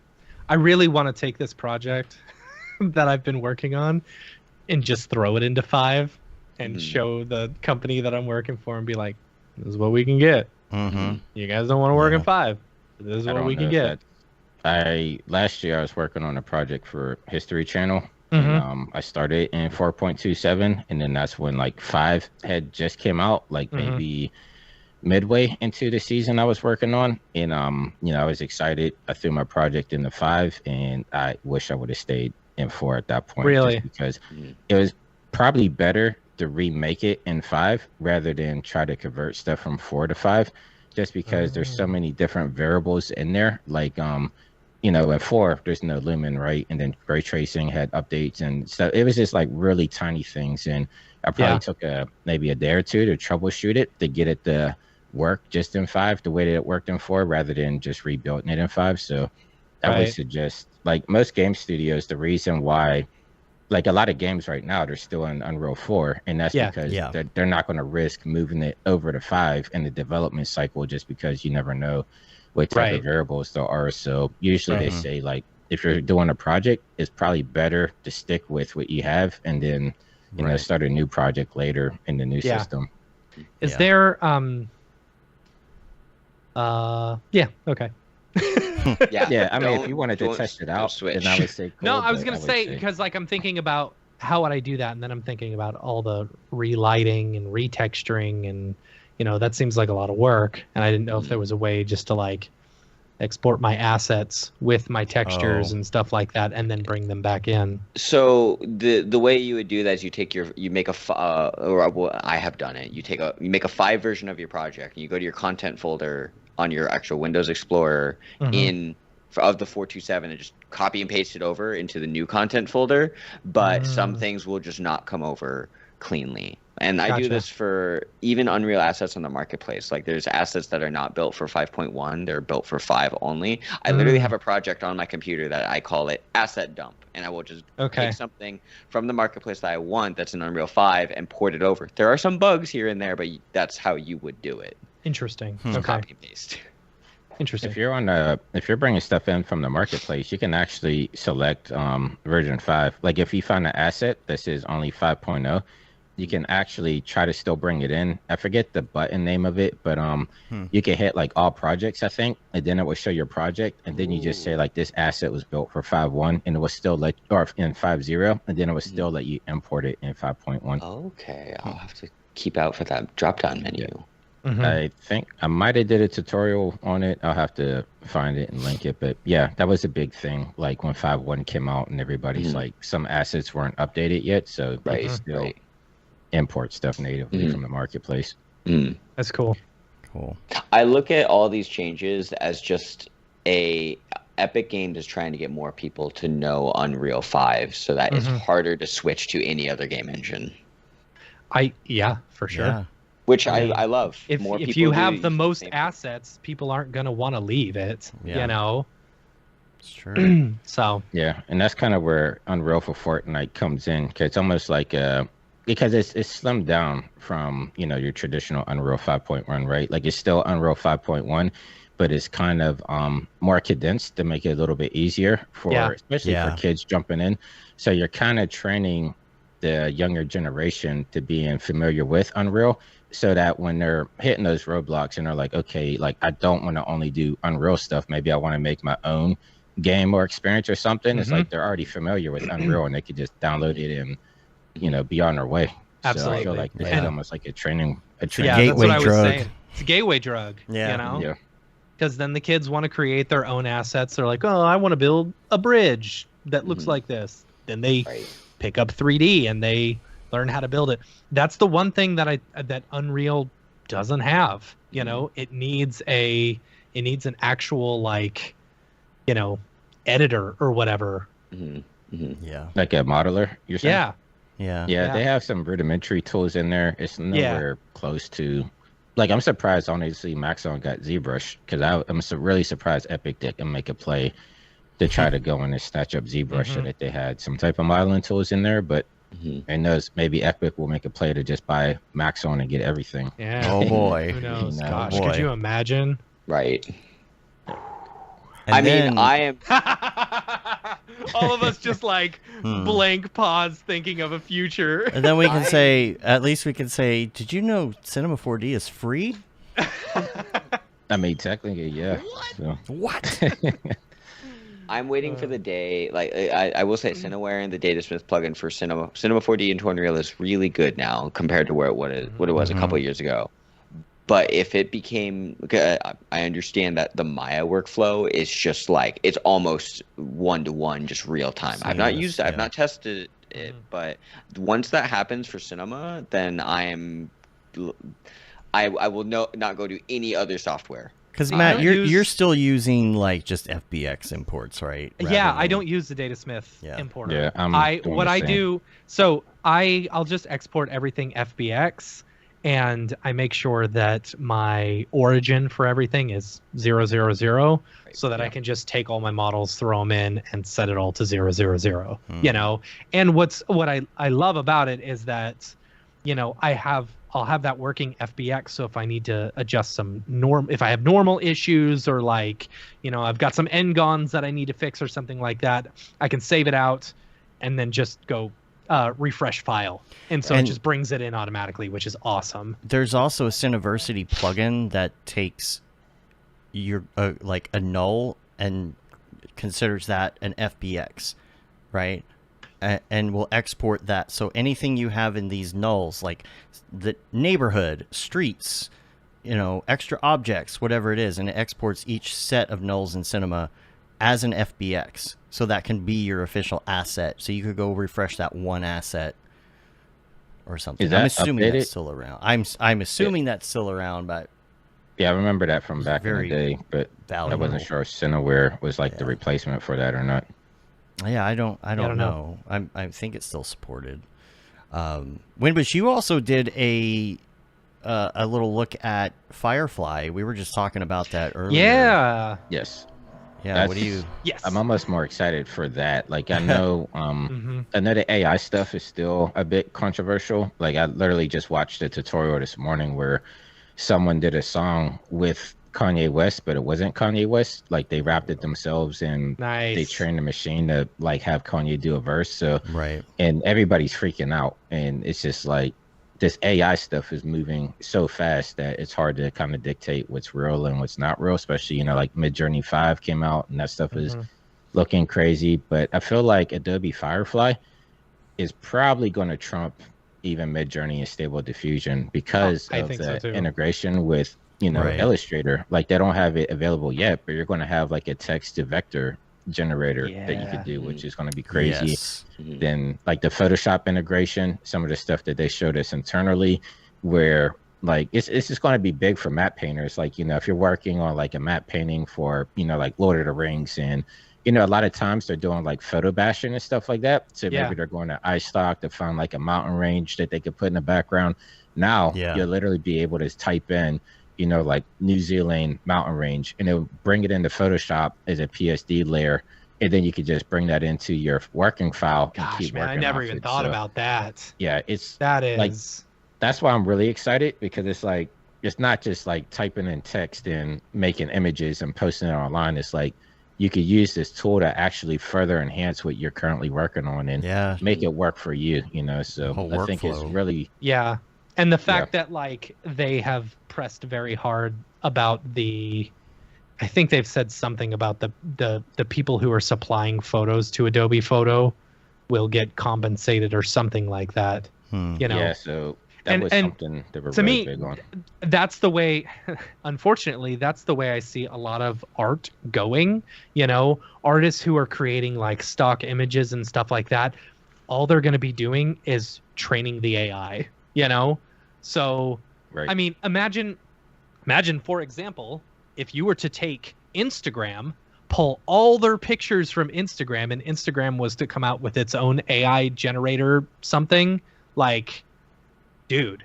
I mean, they technically could, right? Because that was a big controversy a few years ago. Like what you post on Instagram, you don't own technically. So I mean, if they wanted to train their AI with Instagram, I mean, they totally could 100%. Do it legally, Yep. Thank you, Zuckerberg. But with the Adobe ethics thing, I know some people are kind of like, waiting to see what happens with it, but I think you could opt into it, or you'll be able to opt into it, right? So they're pulling it off of, maybe select artists, and then also Behance, because they own Behance. And so it's like you can opt in to have your Behance used for machine learning. And like, that's interesting. I never even thought of that. I don't see it as a negative, because I know people are like, well, people are just going to stop making art because nothing's going to be original. But it's like, if you don't have art styles to pull from, then the AI has nothing to learn from. So it's like, if all artists stop making art today, then what's the AI going to be able to pull from and reference? It's never going to get any better. It'll never get better. I mean, honestly, if artists want to, and here's the problem. Here's something that I've noticed. I'm sure y'all have friends like this, or know artists who are like this, where they don't like posting any of their stuff. They're too afraid to post any of their stuff because they don't want people to steal it or whatever. They hold it very close to their heart. And that's one thing that I have learned from the very beginning, that if you're not willing to put your stuff out there or make some sort of a dent on the internet will not become what you want it to. It will become what those who interact with it will. So it's the same thing with art. If you're not willing to put your art out there and have the algorithm learn from your art, the style will not be what you want it to be. Yeah. Exactly. Yeah. Exactly. Yeah, I mean, that's always been a thing with artists, right? Like, I mean, probably show my age, but like I've been doing this since like 2006, right, professionally. And I just remember like in my interning days, like there was a lot of motion graphic artists that if they had like a technique or something, like they kept it close to the heart. Like they would not share any techniques because they're like, well, this is how I'm going to get hired at these different studios because only I know how to do X, Y, and Z. Yeah. And I've always been the opposite. Like I would be there, in the bullpen with other artists and I'm like, hey, check out what I just figured out or whatever. And that kind of put me to the end route to doing tutorials, right? Because I work here by myself. So it's another outlet to do so. But I found that those artists that always try to keep stuff like close to their chest, they're no longer working today. And the people that were kind of more openly like, hey, let me share my process because maybe you take my process and push it further and then I can learn off of you. And there's a back and forth. It seemed like those artists have been excelling a lot more. So I've never been for like keeping stuff closed off because you're never going to grow that way. Right. Yep. Like eventually your style is just going to get played out and it's no longer going to be relevant. So I feel like, the only way to grow is to be out there and learning off each other. Well, I do, it's interesting what Michael says here in the chat, will companies get more strict on artists posting what they did on projects? Because say you did a big thing for X company and then you post it on Behance and you're giving permission, and then it's using stuff that you worked on but maybe didn't do all the work. Like it gets so hairy. Yeah. Oh, you know what? The one thing I did notice on Firefly is if you typed in like a brand or a celebrity or something, it would not let you input or do any type of generative art off it. So I think I did like Elden Ring, Lord of the Rings, like 4K, something like that. And it did not take it. And then I took out Elden Ring and it still wouldn't take it. It's not until I took out like all the IPs that it would actually start generating stuff. So I think Adobe is being stupid, really, but okay. I mean, I think it's because of a liability thing, right? Like I get that. Really. And that kind of brings it to that because they want artists to keep posting what they're working on Behance. But like you said, if a company's like, well, if you post our latest, opening sequence for Last of Us on Behance and they're going to pull from it and this and that. I mean, it's just a lot of legality behind it. So that's probably their way of protecting themselves. Interesting. And I like what Adobe is doing as far as the ease of use. I still feel like the imagery that it's getting back is about DALL-E 2 level, in my opinion. It looks like DALL-E 2, because there is a look to DALL-E 2, there's a look to Midjourney, and I'm curious, do you think that maybe Adobe might try to buy Midjourney at some point to really up that part of the game? I don't know, because you're just, it's all just the way you're training the AI. Yes, but the way that Midjourney has trained the AI is mountains above DALL-E. Is there what I don't know any of the algorithms that they're using in order to train AI, Right. Oh, like is it specific or is it open source? Right, exactly.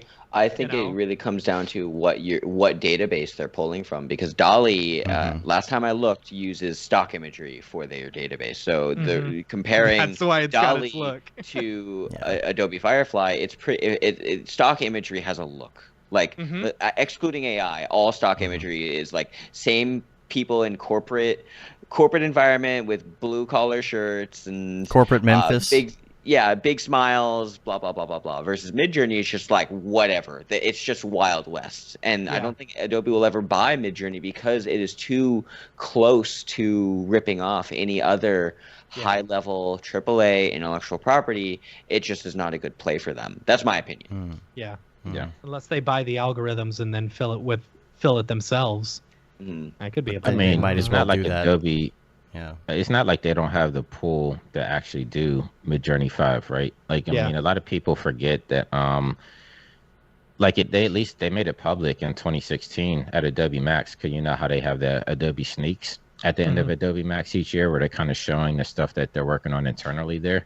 Like, that was my first Adobe Max I spoke at, and I remember them showcasing their AI stuff. And this is the first time anybody's really seen any type of AI stuff. And the response back they got from it was, this is too dangerous to have in public and out there in the public, especially because of the climate politics at that particular time too, with Obama and people being able just to take Obama's voice and make him say something that he totally didn't say. I mean, people are already falling for blog sites that they're obviously fake, but people are still falling for it. Like, oh, did you see what blah blah blah did? And it's like, so if they're falling for the fake stuff that looks obviously are fake, you telling me that Obama and Biden and Trump aren't playing Fortnite together? Oh. Yeah. Well, I think that's what Adobe was. They were trying to avoid that, right? So they kind of like got quiet about the AI initiatives, I think, just because they got such negative feedback from it. And now I think with all these other companies opening the floodgate, now Adobe's like, well, it is what it is at this point. Like everybody else is doing it. So conspiracy theory hat.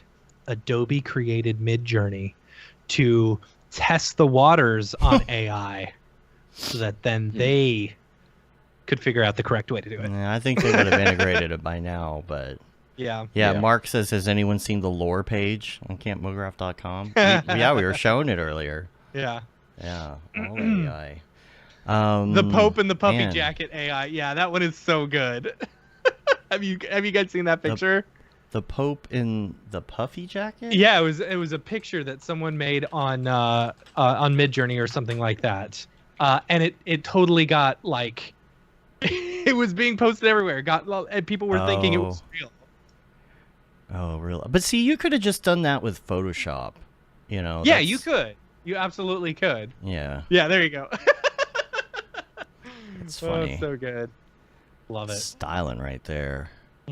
Man. Yeah, but I feel like Adobe, they're taking their steps because they are such a massive corporation. They're just trying to cross their T's and dot their I's before they really dive headfirst into making it public. But I mean, I cross my eyes.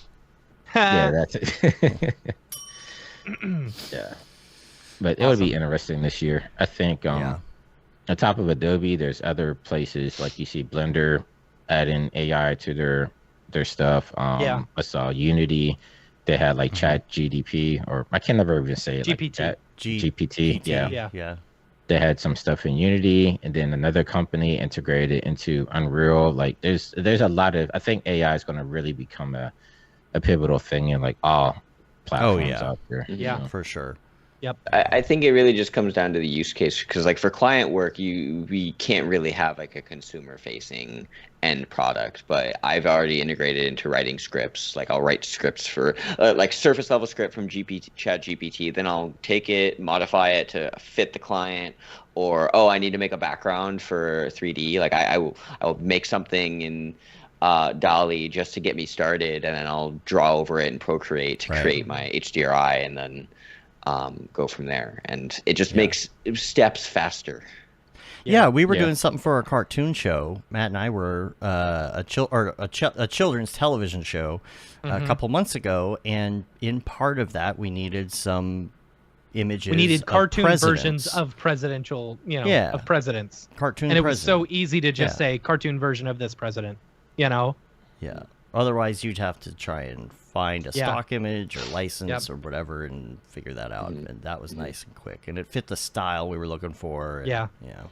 Well, it's been really fun. I want to say like half of the projects that I have worked with, half the companies or half the projects that I've done over the past like 6 months, people have been using Midjourney as their inspiration. And then I have had to go in and recreate this stuff in 3D, so that we can animate it. That's what's been happening with me too. Like a couple of jobs, they come and like, here's our mood board, and I'm like, oh, that's all Midjourney. That's just Midjourney. It's a great interesting enough, what Jags was just saying about how he's using it to write some of his scripts. There's about to be a strike out here with the Screenwriters Guild because of that particular thing. Like, so like what TV shows are doing now, or showrunners or whatever, or they'll go into the chat, they'll have it write up a not a full script, I forget what it's called, like the pre-script, like a treatment. So they'll come up with their show idea, they'll have the chat write up a treatment for it, and then they'll go over to the actual writers and say like, hey, this is 70% here. We need you guys to go in and polish it up, where a big chunk of what you're earning is actually coming up with the show ideas, and you write the treatment yourself and then you do polish. And so they're eliminating like the whole first half of what the writer does, and so they're making like a third of the money because they're just coming in and polishing up what the AI is generated. And so that's why the writers are about to go on strike here, because they want to make sure that they're not trying to eliminate AI, but they're like, we want to make sure that we're compensated for the work that we're doing. And yeah, I can see that it's going to be. You saw that South Park like wrote a whole episode using ChatGPT. Yeah. And then Trey Parker went in and like adjusted it a bit, But yeah, it was written by Trey Parker and ChatGPT. Well, the camp video with the astronaut, I just did that with. Right? I had to come up with these scripts, and then I changed a couple things. And when I was done, I gave the script back to GPT, so it knows what I ended up doing for the next round of scripts, so it doesn't repeat anything. The only thing about that strike, though, is like, you remember 06, 7, 8, whenever the writer's strike happened they originally. Killed off a lot of really great TV shows. It did, but like, here's the hard part about this. If you are a writer and you're mad that AI is taking your job, is it the best idea to not do your job? You know what I'm saying? Like, careful. Yeah. Because they'll be like, oh, cool. Well, we'll just write everything. We'll just get somebody to clean it up. I don't know. Yeah. I mean, you have to get a scab to do it, and then once the strike is over, then that person that came to polish it up probably won't work anymore, right? I mean, can't you just like go to a state that doesn't have union laws and get them to write it? Technically, yeah, because I mean, the stuff is spreading around so much too. Like, it's not only Southern California. Like, you have a lot of studios moved to Atlanta as well. I'm not sure what their laws are down there, but yeah, I mean, the stuff is going to get tough. I think people just want to make sure they're being fairly compensated as technology is moving forward, For sure. But as that is happening, I think it's important to still get ready to adapt to what's coming. I think it's very important. Because just need that UBI, baby.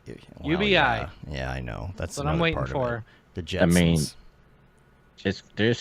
I mean, it's like with anything. There's going to be whole jobs that are just eliminated as part of the process, right? Like, I mean, even with the rotoscoping stuff that Spielberg invested in, I forget what that program was called. Like, they're literally just like able to roto full people out and replace it and stuff like that. Like, a lot of India's economy kind of blew up. Like, they had a middle class because of getting all those rotoscoping jobs and stuff like that. So now you're literally able to take that away. So how's that going to affect other countries that kind of did all this work that other people didn't want to do? Like South Korea, same thing. They were doing a lot of stuff with animation studios, like cartoons and stuff. And now a lot of that stuff is being kind of pulled away. So it's going to definitely affect whole economies and stuff.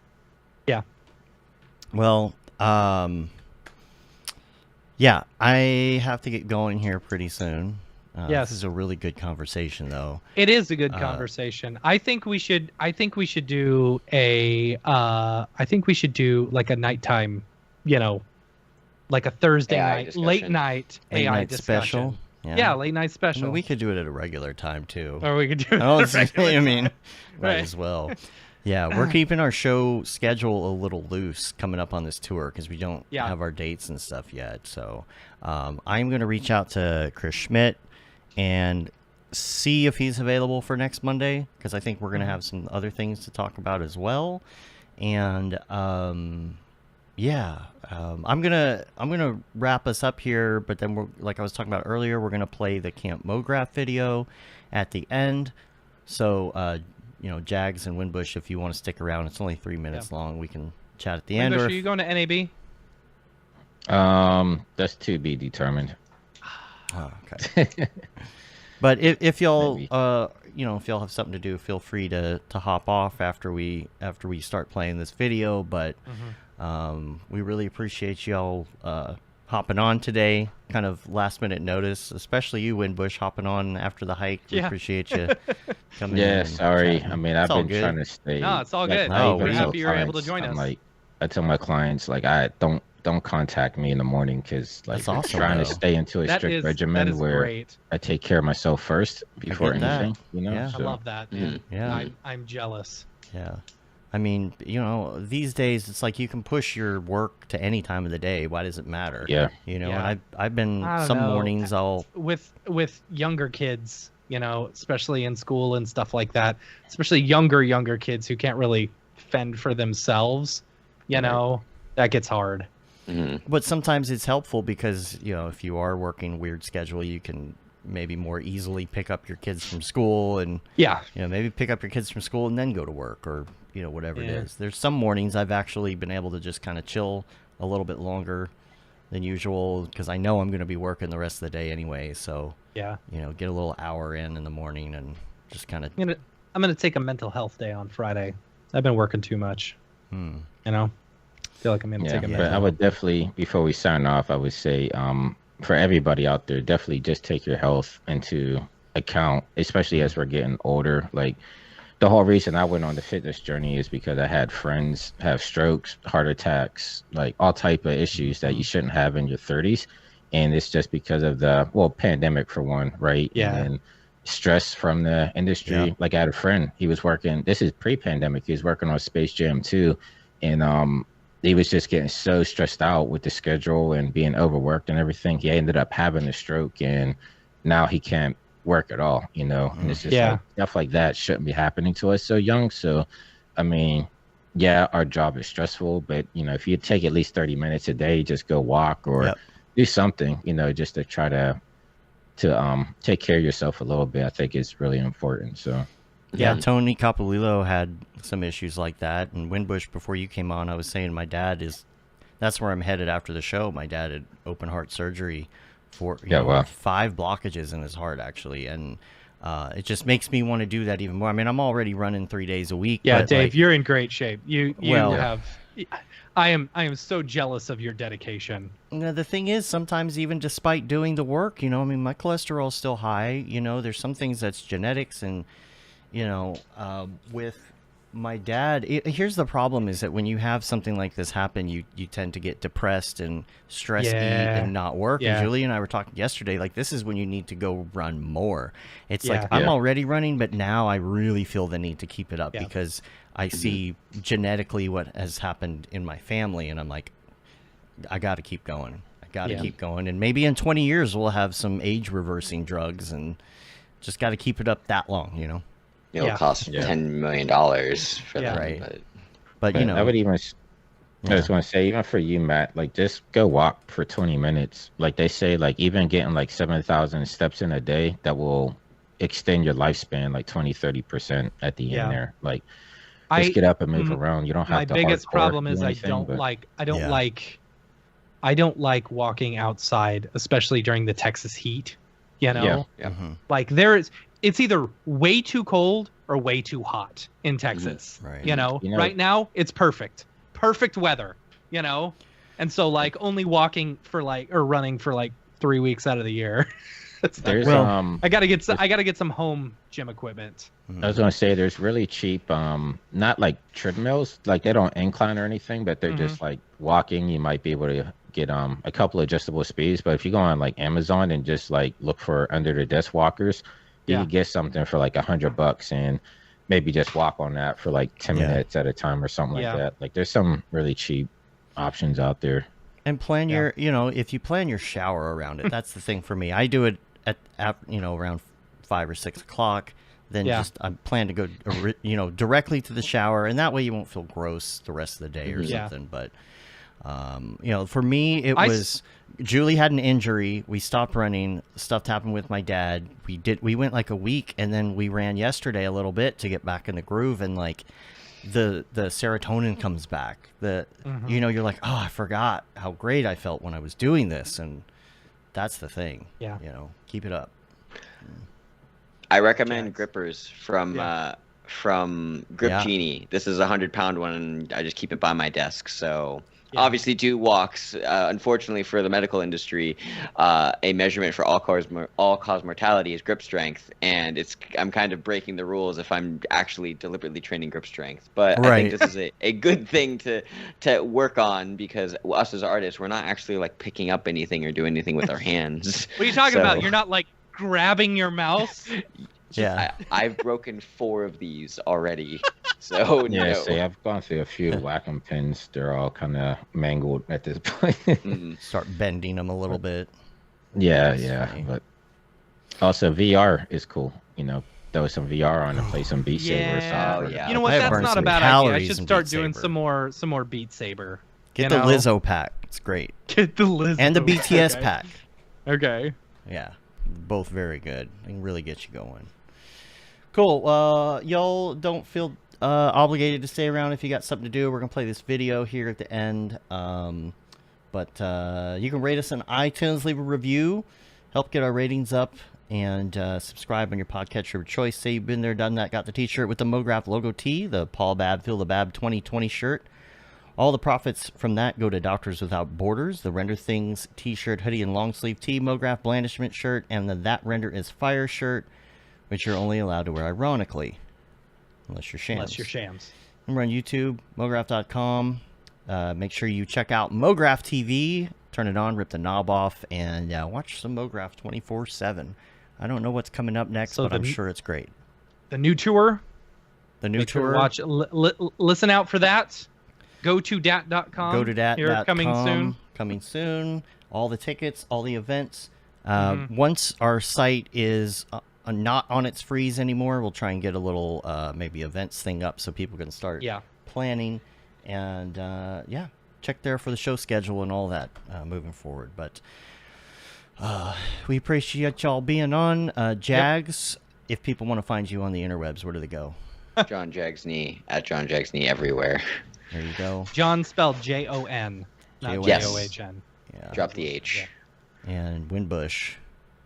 Yes, Jonathan Winbush at everything.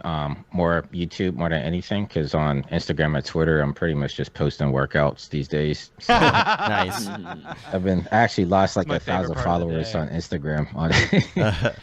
Get DMs like, "Are you a graphics artist or a fitness instructor?" I'm like, it is what it is. But I saw Jack flexing, so I gotta show off. All the Jonathans 20 inch right there. I could flex my calves. That's all I got going for me is my calves. Yeah. I actually got to do more running to try to get more leg exercises in there, because my legs are kind of heavy right now. Yeah, don't skip leg day, bro.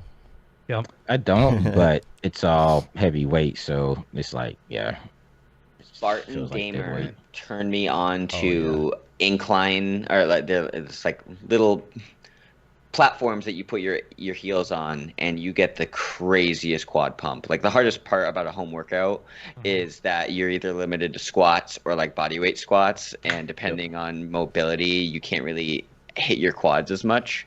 Winbush, I'll send you a link. I love these things, and they're pretty cheap. So actually I think I saw Barton, like, he's on TikTok doing workout stuff. I saw Barton doing it. Yeah. So I'm very jealous of him. Go to Barton's house to work out. Yeah. There you go. I bought some kettlebells. Or Amy. Can we have a MoFit episode where it's Winbush, Barton, and myself? And EJ. And EJ. Yeah. MoFit. EJ would just tell you to run. Yeah. Mow your lawn, walk your dog, and jog. Yep. That's right. Yep. All right, y'all. Got to get out of here. Appreciate y'all again. And we're going to watch this video here real quick before we officially go off the air. But until next time, I'm Dave. And I'm Matt. And I'm Winbush. And Jags, did we miss you? I'm Jags. Oh, yeah. I get it twice. There you go. Have a good one. Later, yo. Bye.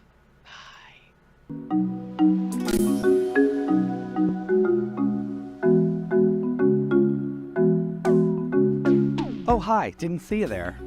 Welcome to Camp Mograph. We're super excited to have you here. On this tour, we're going to show you around a typical Camp Mograph. Video. This should give you the lay of the land of what you can expect at a Camp Mograph event. When you get to the airport, you're gonna get picked up in one of these bad boys. I named her Bessie. They'll take you all the way to camp, but just make sure, very important, read your emails and sign up for your shuttle at least a couple weeks in advance. That way, we're not pulling our hair out the day before getting emails from you. You know who you are. EJ. There's a few things that you'll want to do as soon as you get to camp. Get yourself a name tag, get yourself a wristband so you let people know your level of comfort, and then you'll also sign in. How you doing there, buddy? I'm signing in. After you get signed in, you can drop your stuff off at your bunk. This is a Camp Mograph bunk. Let's take a look inside. So this is what you can expect from a typical Camp Mograph camp. It is a little rustic, and not all of them look like this. You'll always want to remember the important things when bunking in camp. You need a good sleeping bag, a pillow, and, as always, don't forget to bring a towel. No internet service? That's okay. That's why you come to Camp Mograph, to disconnect. But Matt, what do I do if I don't have my cell phone? If I've got no internet? What will I do? Camp offers a variety of things to do, one of which are hands-on workshops, where you'll get back to basics or even learn a new craft. So there's not just hands-on types of workshops that you can do, like art stuff. There's also stuff that'll help you in your everyday business life. Let's go check out some of those. In these workshops, you'll learn from industry professionals about how to level up your creative business skills.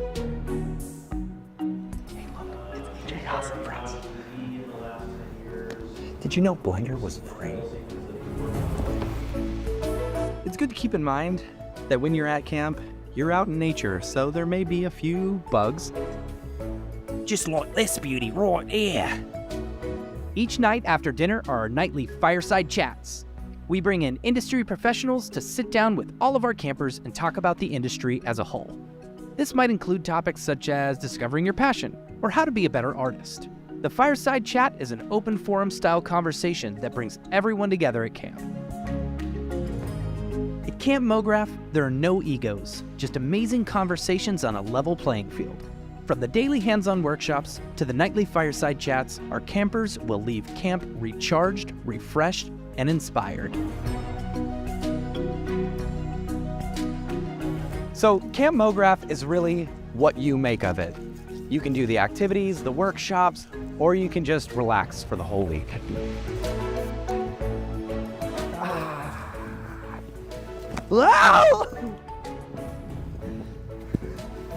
I meant to do that.